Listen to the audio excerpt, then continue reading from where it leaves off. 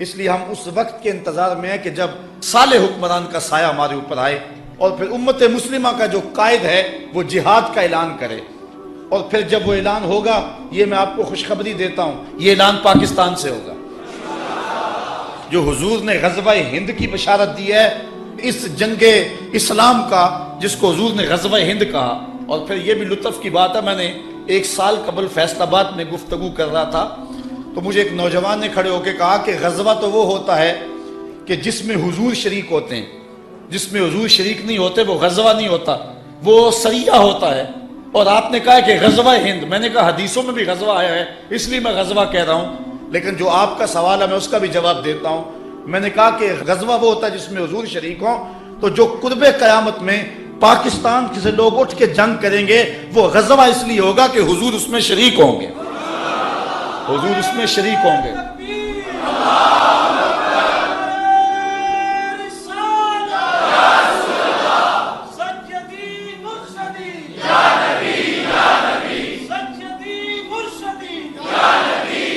پاکستان کی روحانی ڈائری دیکھیں، جب 65 کی جنگ لگی ہے تو وہ خدام جو حضور کے روضہ کے آس پاس جھاڑو دیتے ہیں، ان میں سے کچھ لوگ سوئے تو انہوں نے خواب دیکھا کہ حضور 5 اصحاب کے روضہ انور سے نکل رہے ہیں اور حضور نے جنگی لباس پہنا ہوا ہے اور اسلحے پہنے ہوئے۔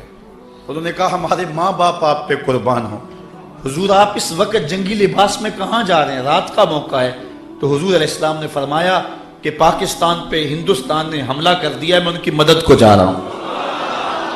اور پھر پاکستان کی نہیں دنیا کی عسکری تاریخ کا یہ عجوبہ ہے کہ صرف 30 سیکنڈ کے اندر ہم نے انڈیا کے 3 جہاز گرائے تھے، 3 منٹوں میں نہیں، صرف 30 سیکنڈ کے اندر، آدھے منٹ میں ہم نے انڈیا کے 3 جہاز مار گرائے تھے۔ مجھے بتاؤ کہ یہ کسی جدید ٹیکنالوجی کا کمال تھا یا محمد عربی کی تائید کا کمال تھا؟ یہ پاکستان کی تاریخ ہے، یہ پاکستان کی روحانی ڈائری ہے۔ حضور علیہ السلام نے 65 میں ہماری مدد کی، اور جب غزوہ ہند ہوگا اس وقت بھی حضور کی تائید ہمیں حاصل ہوگی، اور یہاں سے حریت کے قافلے نکلیں گے، اور پھر وہ پہلے دہلی کو کیپچر کریں گے، اس کے بعد جو ہے وہ جو دوسرا گروہ ہے جو مسلمانوں کے ساتھ ہندوستان کے لوگوں کے ساتھ ملے گا وہ ترک گروہ ہوگا، ترکی ساتھ ملیں گے، اور پھر یہ دونوں فوجیں اکٹھی ہو کر کے بیت المقدس پہ اسلام کا جھنڈا گاڑیں گے، اور پھر وہ وقت آئے گا کہ کافر چھپنے کے لیے جگہ تلاش کریں گے تو انہیں جگہ ہی نہیں ملے گی۔ آج تو ہم رسوا ہو رہے ہیں نا، پھر وہ وقت بھی آئے گا کہ جھنڈا ہمارے ہاتھ میں ہوگا، ایٹم بم ہمارے ہاتھ میں ہوگا، میزائل ہمارے ہاتھ میں ہوں گے، پھر ورلڈ آرڈر بھی ہمارا ہی چلے گا۔ پھر دنیا کے اوپر اگر کوئی جھنڈا اونچا ہوگا تو وہ میرے محمد کا ہی اونچا ہوگا۔ انشاءاللہ وہ وقت دور نہیں ہے، وہ آنے والا ہے۔ اگر آپ دنیا کے 56 57 58 اسلامی ممالک کا اس وقت تجزیہ کریں تو اس وقت دنیا کے اوپر اگر کوئی فوجی پاور تو وہ 2 ہی ملک ہیں، ایک ترکی اور ایک پاکستان، باقیوں کی جو آرمی ہے وہ نہ ہونے کے برابر ہے۔ اور حضور علیہ السلام نے جو بشارت دی تھی کہ ہندوستان سے لوگ اٹھیں گے پھر ترک کے مجاہد ساتھ شامل ہوں گے، یہ پاکستان آرمی نے انشاءاللہ ہماری مدد کے ساتھ آگے بڑھنا ہے۔ اب ہمارے لیے 2 ہی راستے رہ گئے ہیں، موت تو آئے گی، اب ایک بہت بڑا فساد بپا ہونے والا ہے، لیکن یہ بات آپ کو بتاؤں کہ 2 طرح کے لوگ ہوں گے، موت سے بچ نہیں کوئی سکے گا جو حالات ہونے والے ہیں، لیکن کچھ لوگ کتے کی موت مریں گے، کچھ شہادت کا تاج پہنیں گے۔ اس لیے ہم نے فیصلہ کرنا ہے کہ ہم نے شہادتی موت کو قبول کرنا ہے یا کہ ہم بزدلوں اور کتے کی موت کو قبول کرنا ہے، یہ ہم نے فیصلہ کرنا ہے۔ مرنا تو ہے، اس سے بچ نہیں سکیں گے۔ اب ہم نے فیصلہ کرنا ہے کہ ہم نے ہاتھ کے اندر طاغوت کا جھنڈا اٹھانا ہے یا محمد عربی کا جھنڈا اٹھانا ہے۔ تو یہ ہم نے اب فیصلہ کرنا ہے، اور بالخصوص میں نوجوانوں سے جو ہے وہ مخاطب ہوں کہ نوجوانوں تم اپنی زندگی کا رخ بدلو۔ میں کہتا ہوں زیادہ وقت نہیں، جتنا وقت تم بیٹ بلے کو دیتے ہو اور کھیل کے میدان کو دیتے ہو اتنا وقت قرآن کو دے دو، جتنا وقت تم کرکٹ کو دیتے ہو اتنا وقت رسول اللہ کی امت کو دے دو، صرف اتنا وقت اگر تم دے دو جتنا وقت صرف کرکٹ کو دیتے ہو، ارادہ کر لو آج اتنا وقت آج کے بعد قرآن کو دیں گے۔ اگر عزم کریں اگر 100 نوجوان بھی یہاں سے عزم کر کے اٹھے تو میں سمجھتا ہوں کہ اس سیالکوٹ کے اندر ایک اسلامی انقلاب برپا ہو جائے گا. اور میں جگہ جگہ کہہ رہا ہوں کہ 313 نوجوان تیار ہو جائیں ہر شہر سے، ہر بستی سے. اور پھر وہ لمحے آنے والے ہیں کہ جن لمحوں کے اندر ان نوجوانوں کے ہاتھوں میں اسلام کا جھنڈا ہوگا. انشاءاللہ وہ وقت اب دور نہیں ہے. موت سے چھٹکارا تو کسی کو نہیں ہوگا، لیکن یہ آرزو کرو کہ اللہ ہمیں شہادت کا تاج نصیب فرمائے، آبرو کی زندگی نصیب فرمائے اور آبرو کی موت نصیب فرمائے.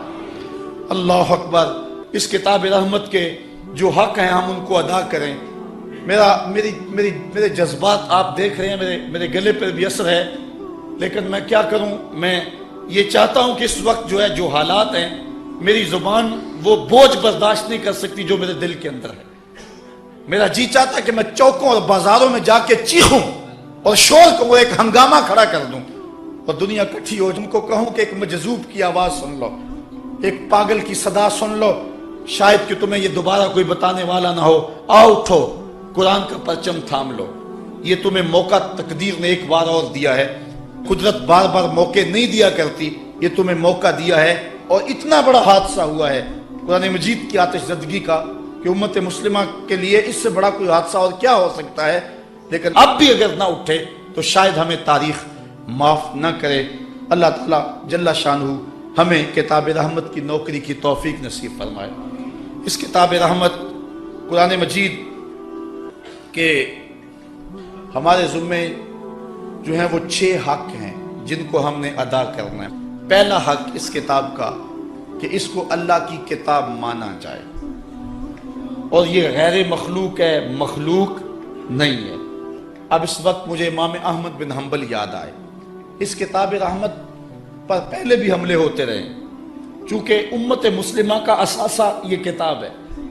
اقبال کہتا ہے گر تو می خواہی مسلمہ زیستن، نیست ممکن جز بقرآن زیستن. اگر تو مومن بن کے جینا چاہتا ہے تو قرآن کے بغیر تو جی نہیں سکتا ہے. یہ امت مسلمہ کا نصاب ہے. نصاب امت مسلمہ کا مرکز بیت اللہ اور گنبد خضرا ہے، اور ان کا نصاب قرآن مجید ہے. میر کارواں حضور ہیں. اس لیے ہدایت کے ان چشموں کو اوباما نے کہا تھا کہ ہم جو ہے وہ مکے اور مدینے 2 بستیوں کو مٹا دیں تو دنیا پر امن قائم ہو سکتا ہے. دوسرا حملہ خاکوں کے ذریعے انہوں نے حضور کی ذات پہ کیا تھا، اور تیسرا حملہ اب انہوں نے قرآن مجید پہ کیا ہے. اور یہی ہمارے مراکز ہیں. کعبۃ اللہ، گنبد خضرا، یہ ہمارے مراکز ہیں.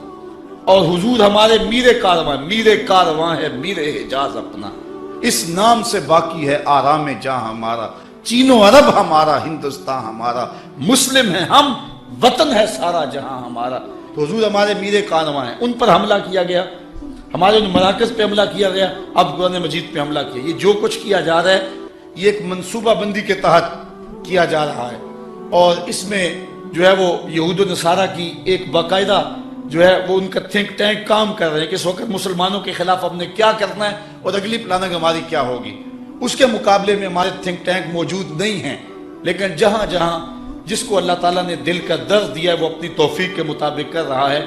اللہ تعالیٰ کی بارگاہ میں یہ دعا مانگیں کہ اللہ ایسے اسباب پیدا کرے کہ غیرت مند حکمران آئیں اور پھر امت کے لیے کوئی لاہ عمل تیار کیا جائے.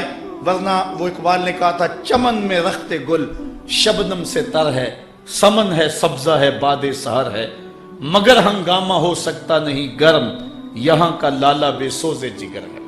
اللہ امت کو کوئی قیادت صلاح الدین ایوبی جیسی عطا فرما.